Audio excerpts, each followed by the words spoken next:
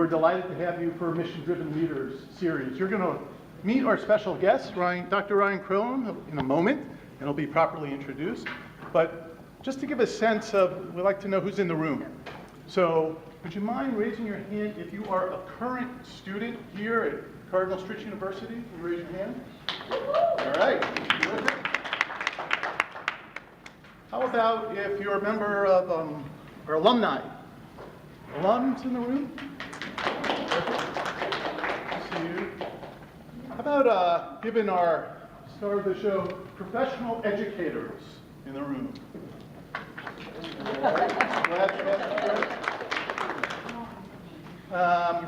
Members of our faculty and staff here at Stritch. Great. All right.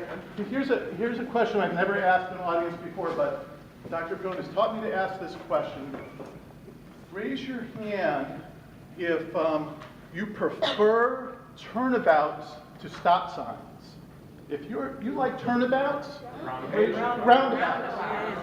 Oh man, I put it. Roundabouts. That's right. You prefer roundabouts? All right. And if this guy in the back says you're nuts, so raise your hand about stop signs. You prefer stop signs? All right, that's important. They don't stop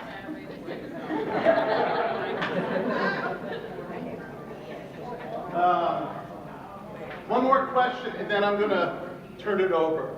So, how many of you feel like you depend on your phone, your smartphone, at least once a day? You really depend on it to wake you up. How many people depend on that? How many people depend on their phone to do at least 2 texts a day? And one last one. How about depending on your phone to make a call at least once each day? Okay. Good to know who's in the room. Huh? All right. So now that we know a little bit about you, I'd like to introduce Dr. Frida Russell, who's our Dean of the College of Education and Leadership, to properly introduce our special guest. Thank you. Good afternoon. Is this on? Mark, do you want to turn it up at the podium if possible? Yeah. Or let me just take yours. Was this one working? It's on. It's just I'll turn it up. So how many of you love Wisconsin right now? Today's better. So I want to introduce Dr. Ryan Krohn, our speaker. Dr. Ryan Krohn served as the director of the Institute for Personalized Learning, an education innovation lab dedicated to the transformation of public education. The Institute serves a growing number of member school districts engaged in personalized learning and is a part of the multi-state innovative lab network coordinated by the Council of Chief State School Officers. Ryan formerly served as the Associate Superintendent of Teaching and Learning for the School District of Waukesha. In his role, he launched and focused efforts to bring forward personalized learning, and he's doing a phenomenal job, as the primary role in instruction. He earned his master's degree from the University of Minnesota in adaptive education and a second master's in educational leadership from Stritch. He entered Stritch's PhD program, woohoo! And the cohort is here, right? Part of the cohort. And his research was right here at Cardinal Stritch University on transformational leaders and their successful transformation. Frustrated with the system designed to frequently tell students what they are not rather than what they are, Ryan seeks to push back on the system with process and practices that nurture powerful learners. Ryan believes, and he walks his talk, we have a design problem, and I think he's going to talk about this evening, not a people problem. And that by placing learning as the primary function, we can create the optimal design for each learner. Dr. Krohn centers his work on engaging leaders, specifically transformational leaders, on the ideas of what the transformation process looks like, the systemic implementation of personalized learning elements, and a learner-centered design. I want to introduce to you all and reintroduce to some of you Dr. Ryan Krohn.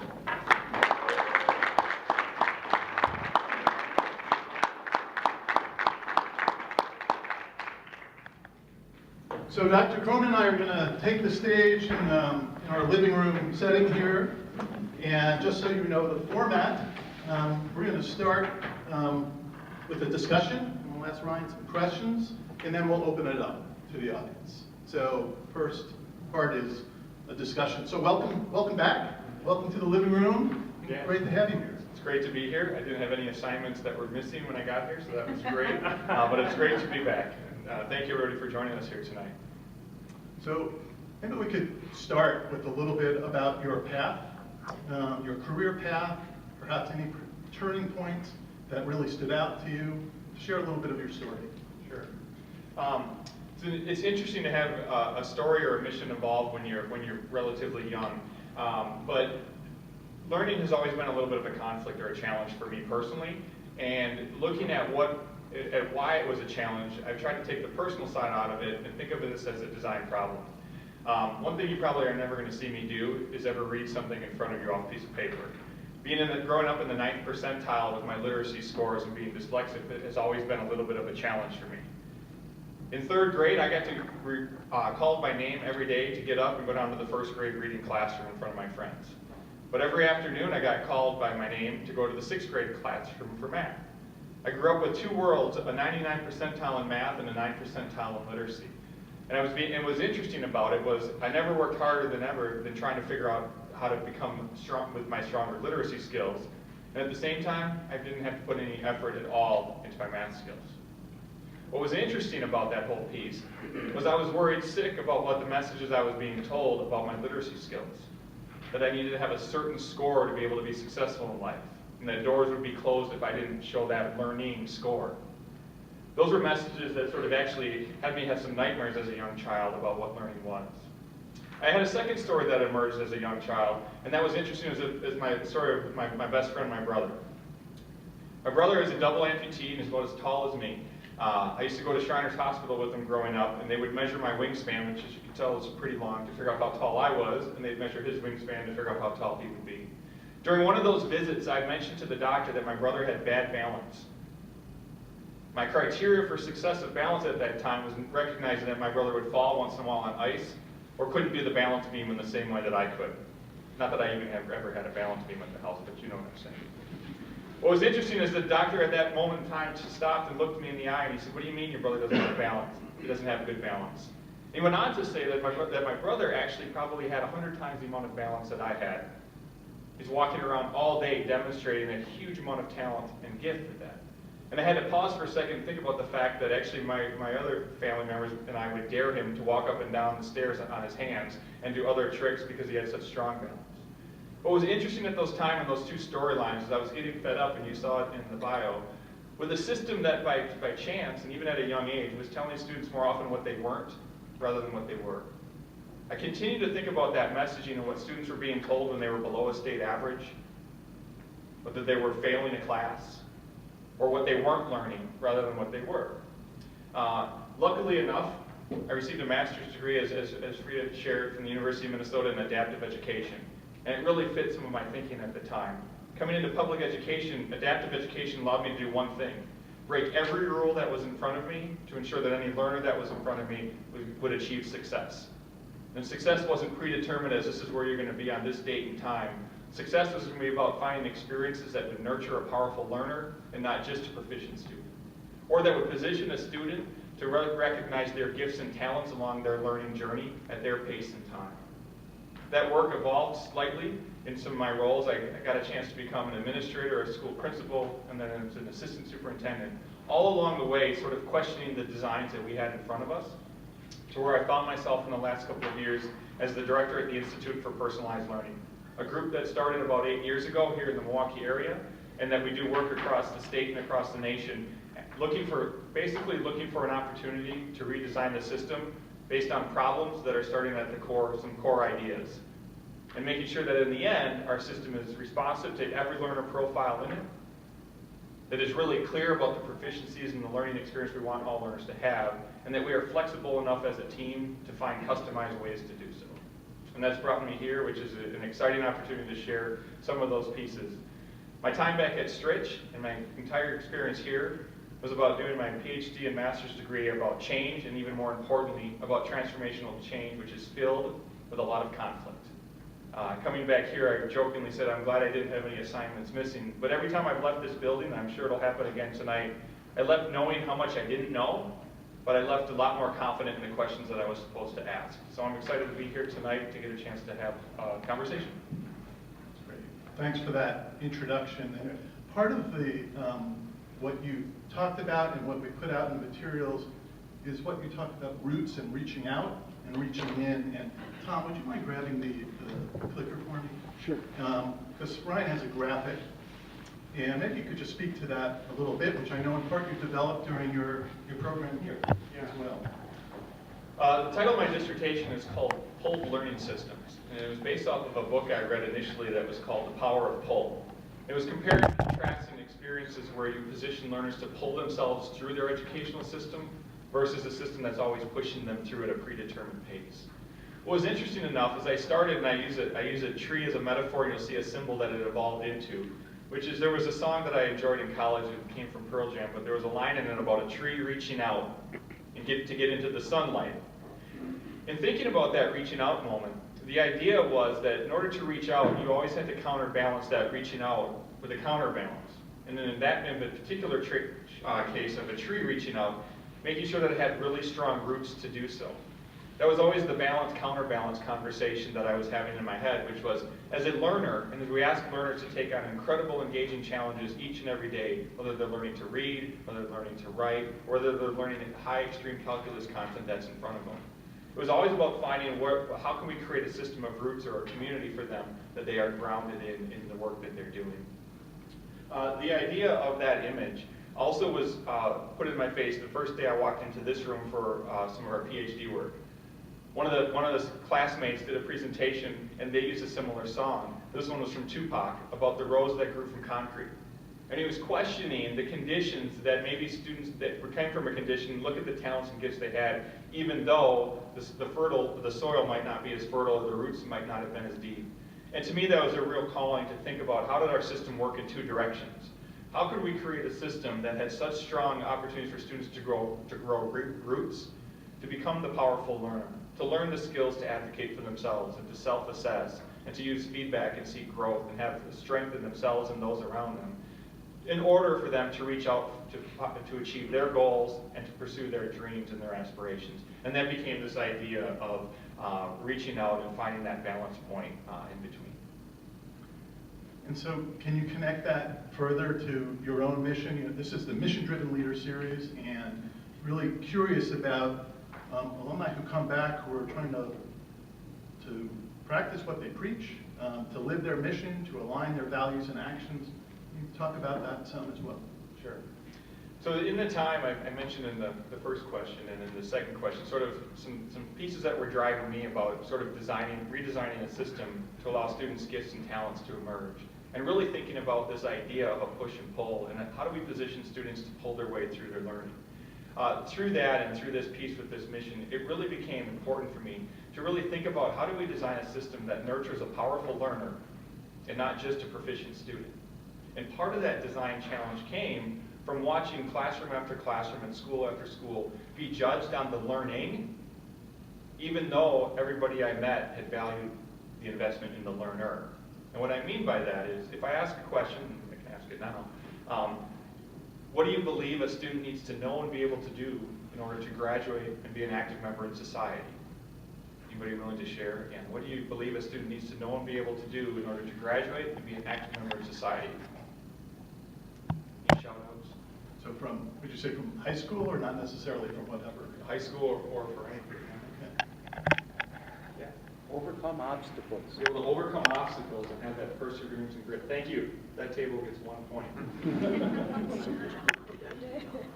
Other things. What do you believe? What do you want for your children or for look at? Be literate in math and writing and reading. Yeah, to have a set of skills, to have some literacy skills. Thank you. Have the passion or willingness to learn, like be receptive and open to learning. I think that's part of learning. You have to be open to receive it. Yeah, a real passion, a real willingness, and see that desire to learn yourself and to continue to grow. Thank you. A couple others. To be a problem solver. Be a problem solver. Thank you. I think self-awareness so that they know how to use the skills that they do have. Yeah, the ability, self-awareness. If we go on this conversation, one of the pieces that we have done, that we've talked about, and that's been sort of the mission piece, is I often hear two answers in that. I often hear about an investment in the learner as the driver of the learning. So when I hear about perseverance and a willingness to learn and the ability to self-assess, the ability to advocate for yourself, or to be positioned to see yourself as a resource to your learning, the conversation that we've been trying to look at as a design challenge is how can we amplify the experiences that position students to be a co-designer of the experience and to nurture students in that role to develop those skills or a sense of learnability in themselves for whatever they're learning today, be it math, be it literacy, be it your science standards, but even more importantly for what they're learning tomorrow and into their future. The Manpower Group, an organization here in Milwaukee that does global staffing, has trademarked the term learnability quotient, or an LQ. And they're having some great conversations of an LQ and an IQ.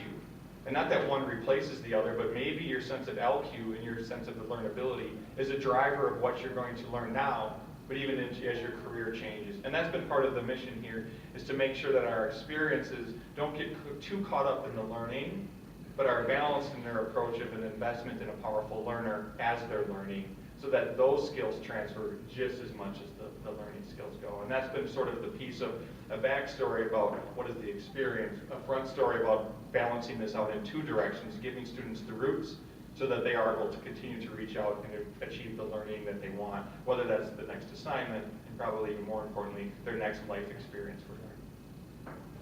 So building on that, could you talk a little bit more about yourself as a learner and here at Stritch in particular? So you went through programs here. What helped you thrive or not, and how did that impact you? Yeah, great question. Back in 1998, I moved here from Minneapolis, and I went to a new teacher orientation in Elmwood School District where I had a chance to teach. And I was sitting at a table much like this, and the person to my left of me, her name was Lisa, and I ended up marrying her. She was the first person I met in Wisconsin. But the person to the left of me, though, was Dr. Nancy Blair, professor here at Cardinal Stritch University. I didn't know what Cardinal Stritch University was that day that I moved here. But she asked me about some of my aspirations and some of my goals, and I said I wanted to help redesign systems in schools and be an administrator. She stood up that very moment, went to the phone and called Cardinal Stritch and said, Ryan's enrolled in the principal program. And I didn't know I was doing it that day, but thanks to Nancy Blair's leadership and she filled the enrollment quota that day by getting me signed up. But got a chance to come in and learn what Stritch was, and what I learned quickly was it was not only was it a place to come in and learn, but it was really more of a place to sort of develop some roots and become a part of a community. I mentioned earlier that every time I had left this building, I had left with a better perspective of knowing how much I don't know, but with a lot more questions about things that I should be thinking about. And that experience at Stritch continued to have, was the first time I experienced a cohort model. It was the first time I had a chance to experience getting to have my perspective changed each and every day with, and it became less about my own learning and more about our collective learning and sharing. In leaving that time, that network, I never left. There hasn't been a day that I haven't seen somebody through the Stritch world or the Stritch community out in the workforce. And as a matter of fact, many of the people that I have learned alongside and learned from are in the work in the field that we're doing. Fast forward a few years later, the doctoral program opened up and had a chance to sort of do that again. And this time, again, a nice welcome to a whole other perspective in terms of the work that was unfolding. And this time, a chance to be known as, to get your PhD, to become an expert in an area, only knowing that you're leaving getting a chance to recognize once again how little you know about the work, but how excited you are to be about pursuing those next questions. So, with now being able to call you Dr. Krohn, I'd like to ask a really deep question, and that's the difference between roundabouts and stop signs. Could you elaborate on that? Yes, there was a purpose to that question. So, if we can all picture a roundabout, if I'm not mistaken, and versus a stop sign. One of the ideas, and it's a very simple idea of a roundabout, or any intersection to be example, is that there's two goals. It's to get traffic through as efficiently as possible, but also as safe as possible. And as roundabouts have made their way into Wisconsin, there's more and more coming in here. Some of the questions come up about a roundabout. But if you truly think about a roundabout and we compare it to the educational system, a roundabout actually asks you as a driver to engage at a higher level and use more and more of your driving skills. You have to make more and more decisions. You have to take in more feedback. You have to be able to read the situation. Versus a stop sign, which basically asks you to do one thing. Stop, based on a set of established rules, and then go, either when the light turns green or when it's your turn. The comparison between the two is the comparison of what the work is really a simplistic view of what we're trying to do with the Institute of Personalized Learning. We're looking to create intersections in learning for students and change it from a compliance-based system where a student drives and stops based on a predetermined set of rules to where they have to fall on more of their learning skills as they're navigating that roundabout. We're more and more putting students in a spot where their experience is to self-assess, to be able to look for resources, to be able to advocate for themselves when they're having questions, to be able to determine a collection of evidence that would demonstrate their competency or their understanding, to work as a co-designer alongside educators, and to be part of a collaborative team. It's a simple comparison thinking about a stop sign and a roundabout. Roundabouts actually do get traffic through more efficiently and more effectively, or more safely in the end. But if you do get frustrated with roundabouts, there is on the Department of Public Works, there is a how-to video on how to navigate that. And that comes from the frustration that people have when something is placed in front of them. Interesting enough, there's a roundabout in California, which you can find on YouTube, that they place stop signs in. After they built the roundabout, it wasn't going so well, they put some stop signs back up. That's the error and the concern that we have, especially in the role that we have, which is we're going to ask students to start to navigate their learning experience, to become a driver of it, and ask them to do something that maybe they haven't been asked to do previously. We're going to have to expect the learning curve when it did. And we don't want to come back to some compliance structures. We want to start to ask ourselves, is how can we position students each and every day to have the practice of self-assessing and advocating themselves and finding some resources as we go. So we shared that story a little bit this morning, but in a chance to share it here today, our goal was really simple, was finding an experience that learners have to draw upon their learning skills as they're learning. And that's, again, an investment in the learner as they're learning.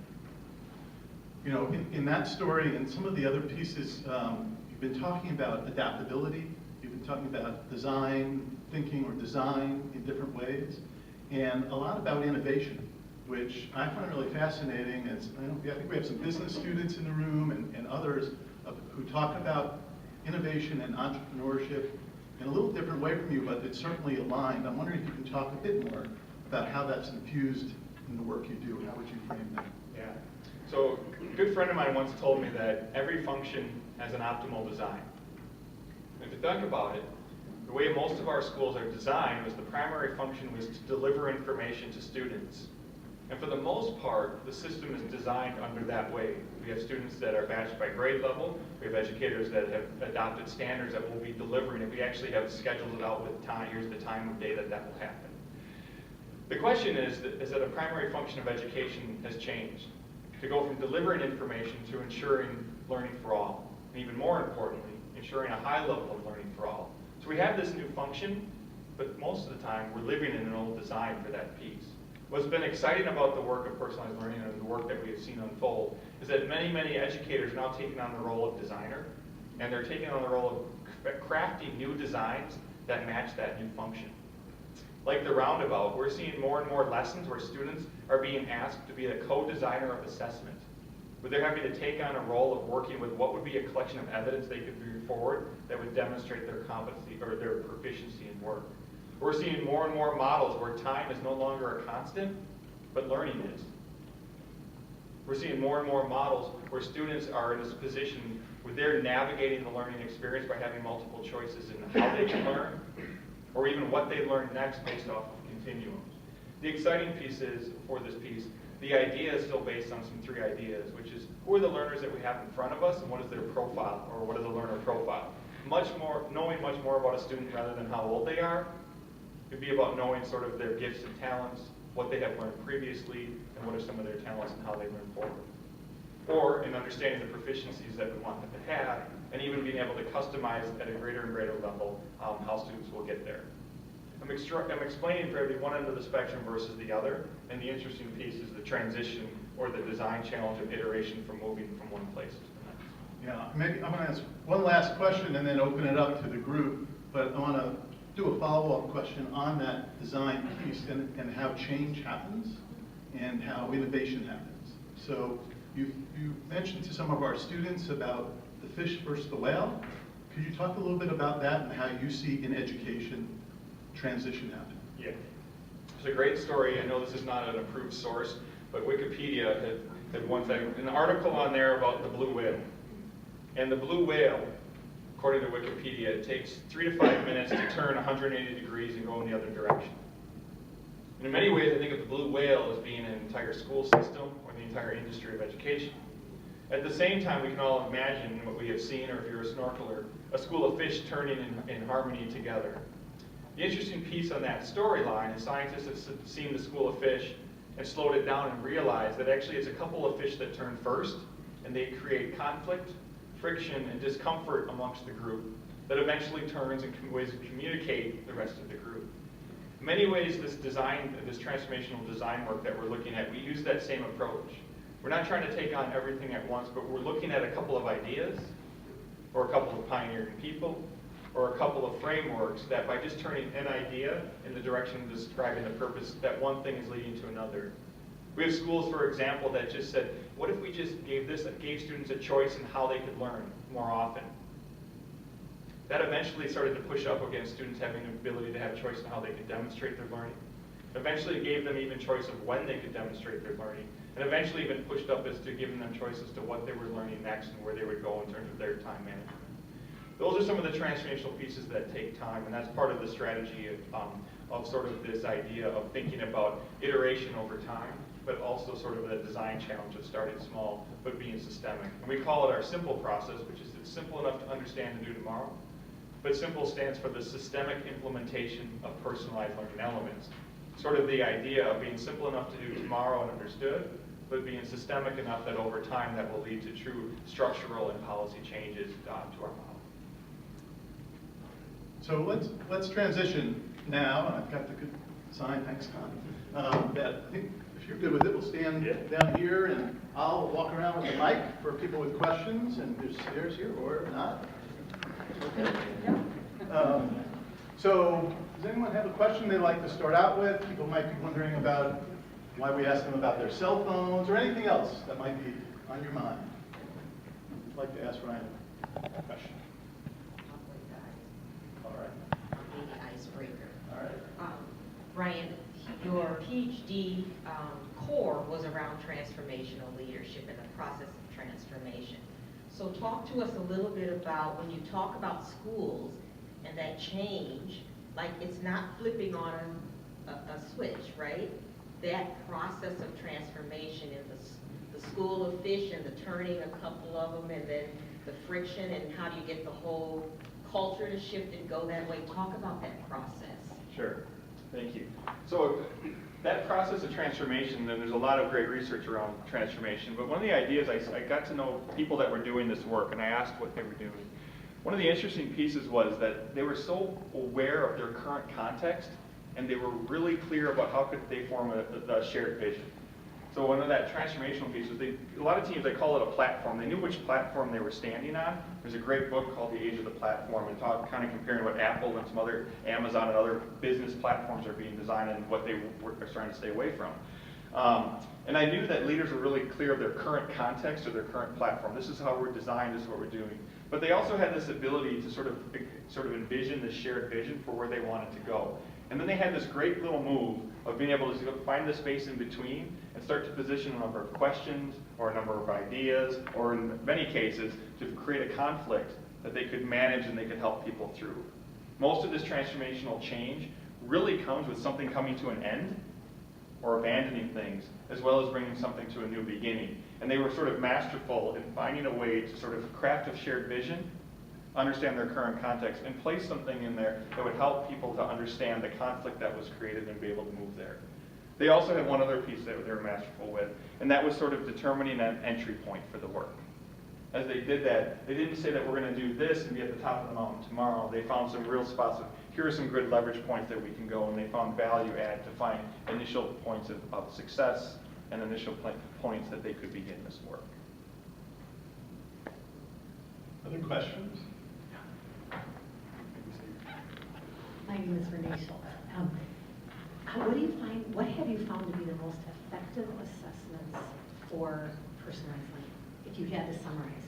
I know it's probably difficult to do that, but as a student teacher supervisor, I would just like your thoughts on that. Yeah, I mean, you mean assessment of the practices or assessment of the overall performance? Well, if it's being practiced in the best way, what do you think are the most effective assessments that assess it as it's implemented in the best way? Yeah, great question, and probably the question that we need to continue to ask as we're doing anything in education, which is what is the impact that we're getting, and what is our intended impact that we're getting? When I mentioned earlier about finding ways to create an experience for a learner that's an investment in nurturing a powerful learner as they're learning, one of the things that has been missing is this idea of how finding ways to assess students' ability to collaborate, to persevere, to have agency, to see themselves as a resource.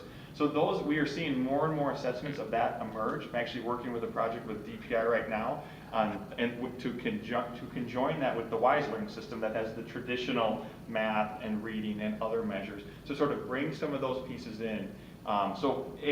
That is clear in the beginning, that to say we want to create an experience that's going to position learners to be able to be in a collaborative environment where they see themselves as a resource, and then to create those. And we're seeing a lot of those right now are sort of self-created, even though there are a number of assessments like Gallup survey on hope and perseverance or some other pieces. So there's a number of measures that are out there that people are using, but those are some of the great ones. At the same time, you still don't want to lose track of the learning that you want to have occur. So still some of the traditional measures, whether it's MAP or STAR or some of those intermediate ones, or even some state exams. So what we try to promote when we work with teams is as people create their vision, or we call their constellation of key elements and ideas, is that they have to have benchmarks and clear measures all along the way, so that we're still addressing teacher performance and a lot of alignment with educator effectiveness still, or that language. We're starting to measure the role of the learner that they're taking on, what we desire to see, as well as the proficiencies that we want. So we try to move it from just being all about the learning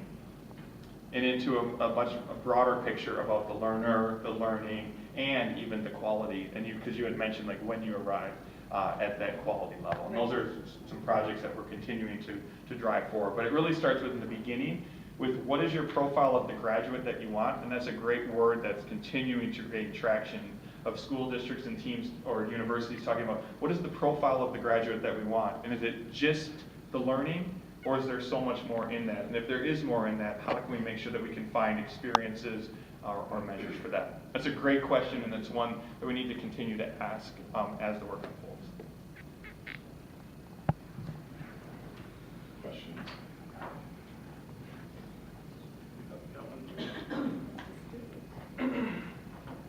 Dr. Krohn, my name is Christopher Johns, and Christopher would like to know, what metric are you using to gauge if it's working or not, if your processes are working?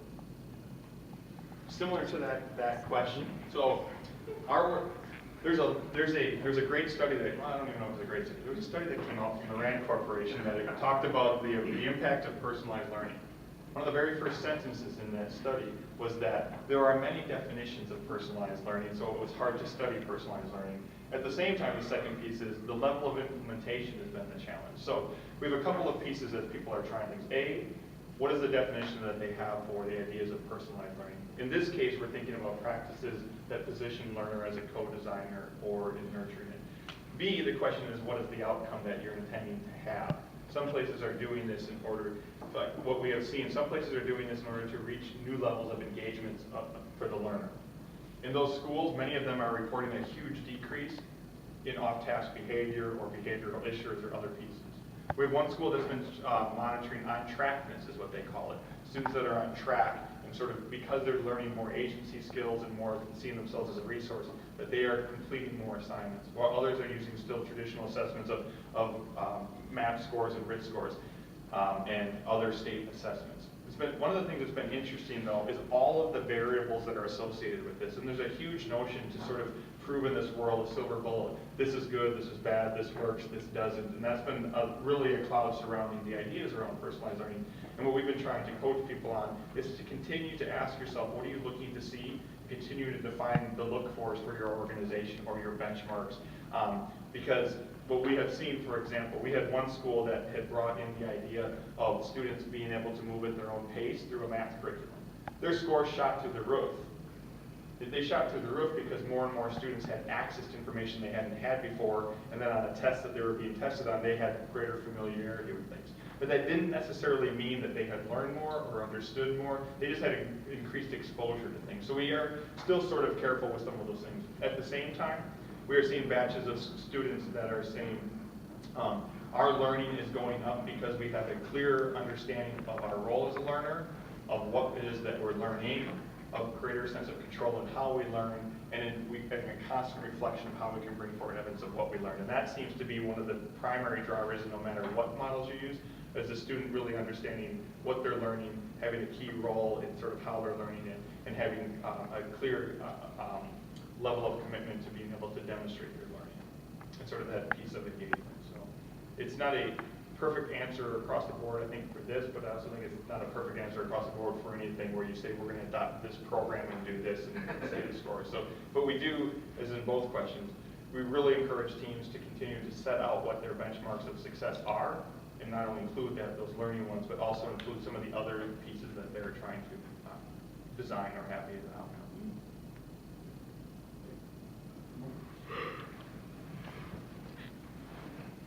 Hi, I'm Dr. Sherwood from the College of Business and Management, and I am popping with excitement of the learning, the innovative learning aspects that you're bringing about. From the business perspective, as you talk about the learning profile, and we have learning organizations.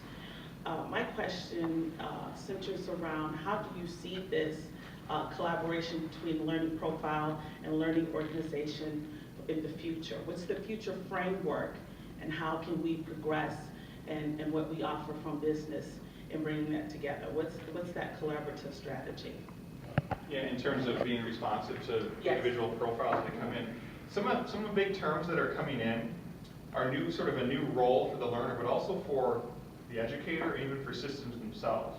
And one of those new roles is about having us as adults or us as educators see ourselves as academic success coaches. A term that's being used of what is your role, and rather than being positioned here to have people come to this way, it's really about positioning ourselves of getting to know the learner to be able to try to customize the path.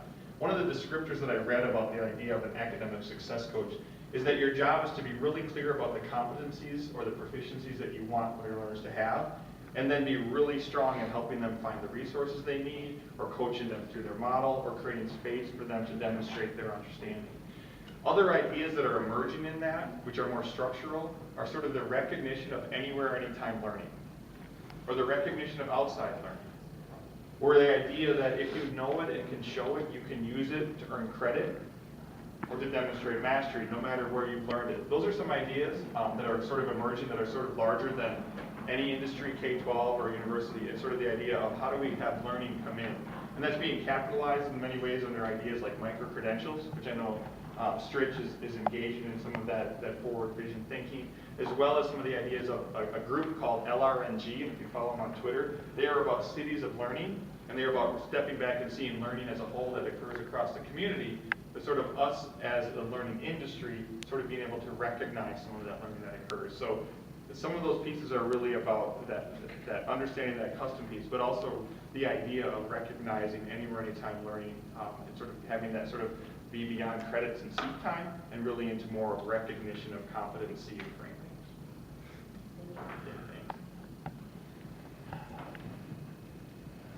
Hi, Ryan, I'm Christy Davis. I know. Yeah. How are you? Good, how are you? It's been a while. Yeah. You got younger, I got older. So I live in Milwaukee, and I'm curious about Milwaukee schools. I get into them a lot.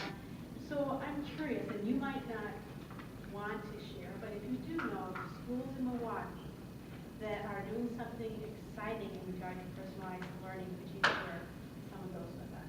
Definitely can. Okay. Actually, I'm going to be there all day on Monday. There's a number of schools: Goodrich, 81st Street, Rufus King, James Madison or JMAC, Riverside, Bayview. Yeah, I'm going to name a few of them. High Mount.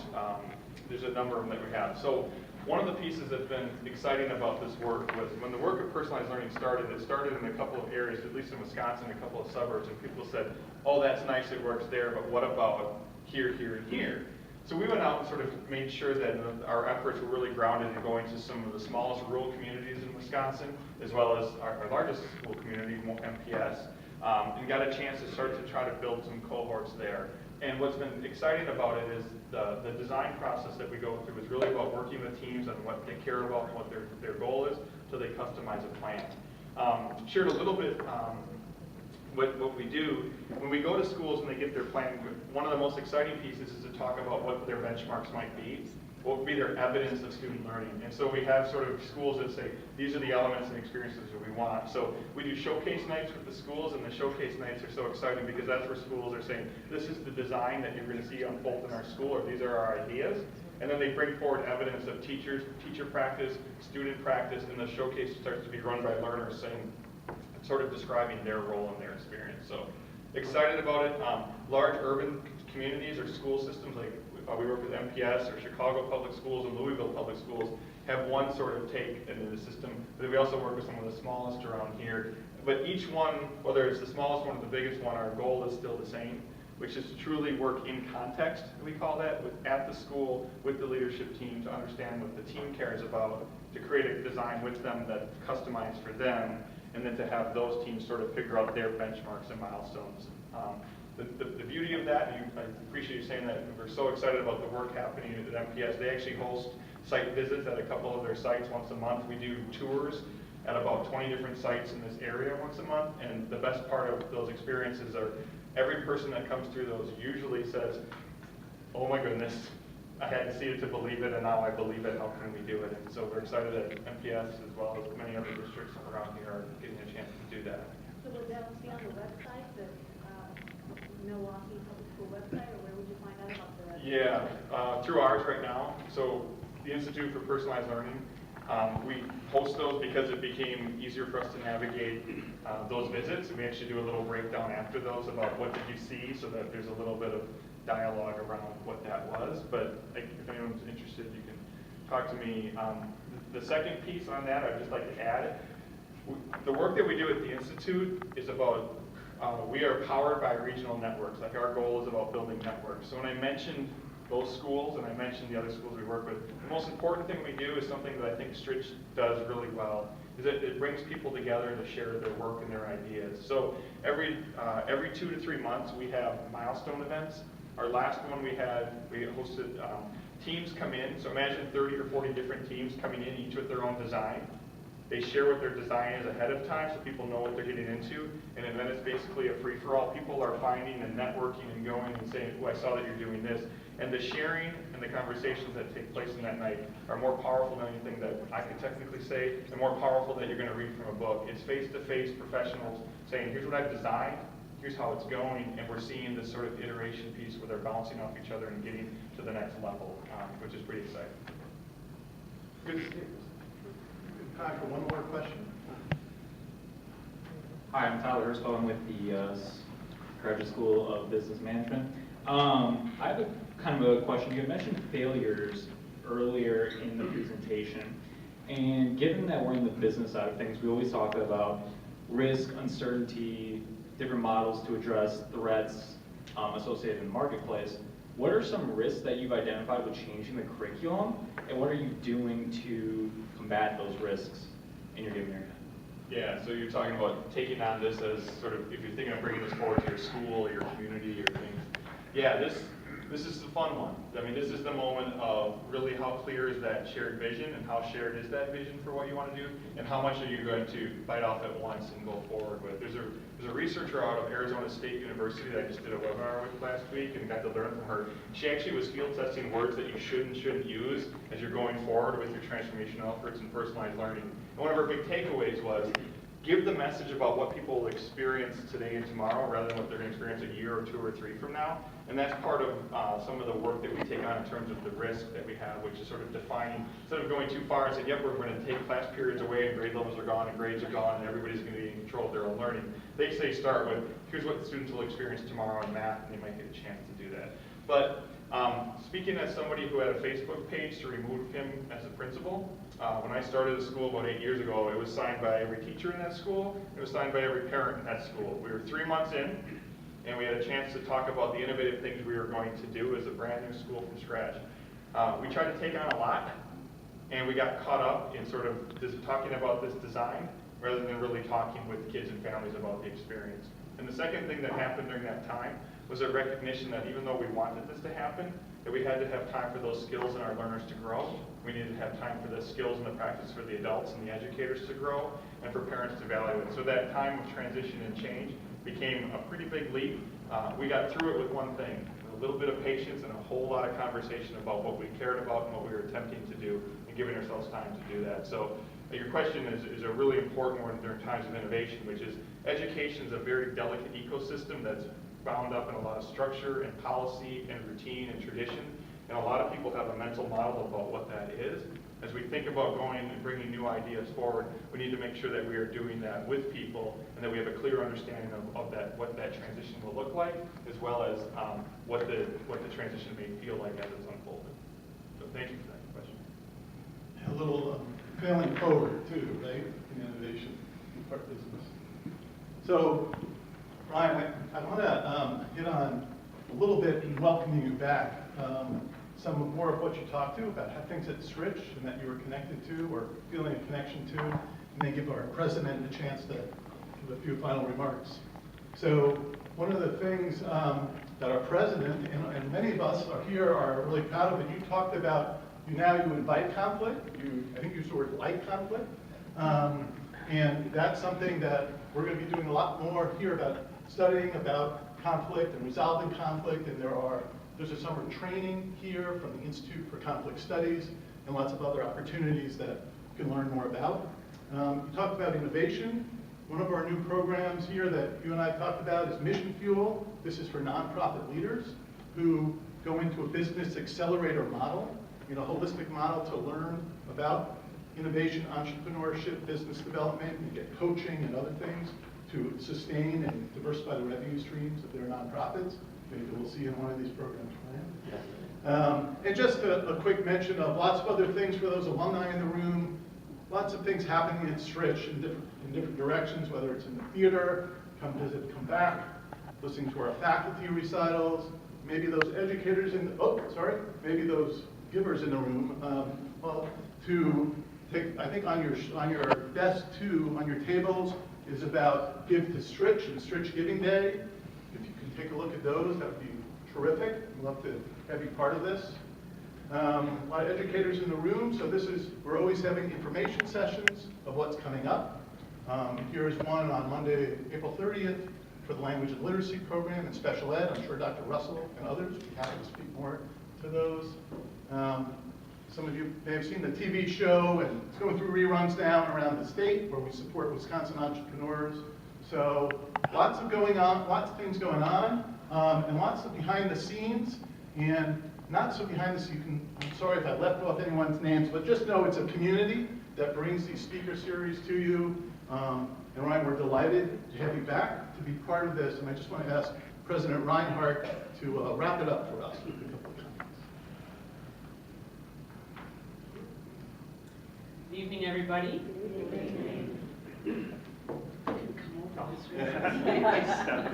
Most everybody else who works with these stands over there, but you can come over here.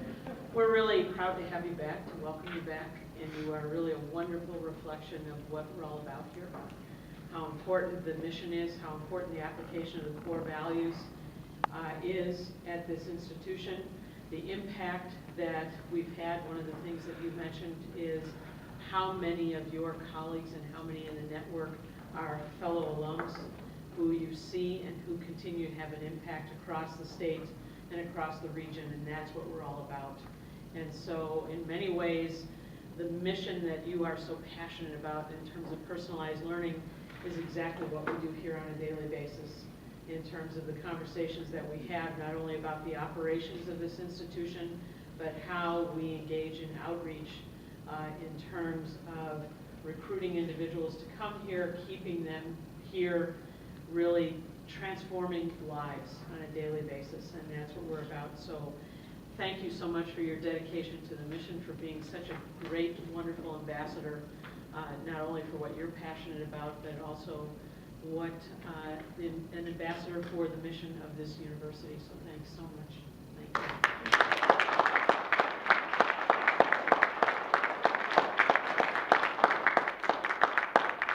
So thanks again, Ryan, and for the alumni and other guests in the room. There's a reception out by the front, and for the students, go back to class. No, I said that in the most loving way. But engaged, but engaged. Yeah, and if you take a minute, there's some feedback surveys. We'd love to have your feedback on the speaker series and other things.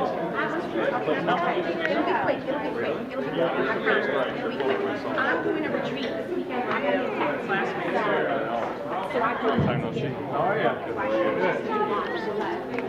Just stepping off the table and realize it's for you. So I was a chance to hang out with you. I was